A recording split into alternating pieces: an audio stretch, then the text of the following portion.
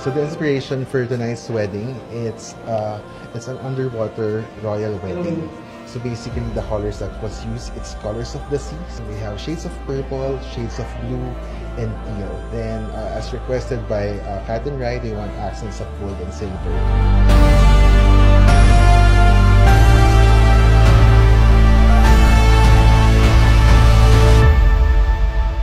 Kung manonotice nyo, we have parang mga corals, we have mga light fixtures na parang mga under the sea creatures.